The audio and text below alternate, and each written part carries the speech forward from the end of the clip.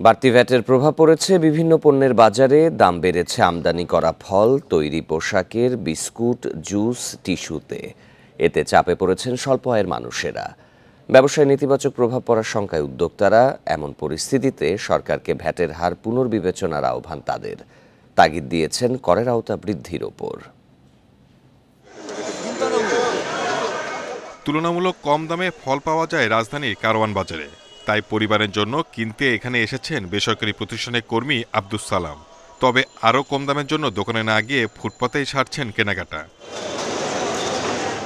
তবে যতটা কমের জন্য এসেছিলেন তা পাচ্ছেন না সালাম। সম্পূরক শুল্ক 20 থেকে 30% হওয়ায় বেড়ে গেছে আমদানি করা ফলের দাম। এতে বিক্রিও কমেছে। সবচেয়ে বড় কথা হলো যে এখন বর্তমানে বাংলাদেশের সরকার তো কোনো কিছু নিয়ন্ত্রণ করতে পারতেছে না। দামটা বাড়তি, কাস্টমার খুব কম, কিনতে আসলেও কিনতে পারে না। অনেকে শখ করে আসে যে হাফ কেজি আঙ্গুর নিব, দেখা হাফ কেজি আঙ্গুরের দাম 200 টাকার উপরে। বাড়তি শুল্কের কারণে সিগারেটের দামও বেড়েছে।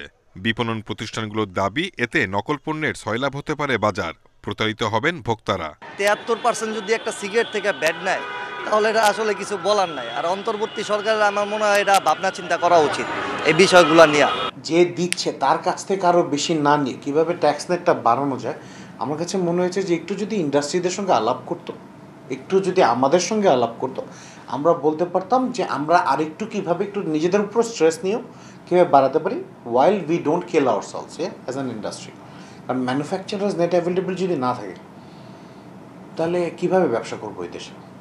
গত 9 জানুয়ারি ফলের জুসের শুল্ক 5% বাড়ানো হয়। Biscuit, cake, tissue, tomato sauce সহ বেশ কিছু পণ্যে ভ্যাট বাড়ানো হয় 10%। আর ব্র্যান্ডেড পোশাকের ভ্যাট 7.5% থেকে বাড়িয়ে করা হয়েছে 10%। দাম বেড়েছে এসব পণ্যেরও। Shahid Ahmed, Independent News, Dhaka.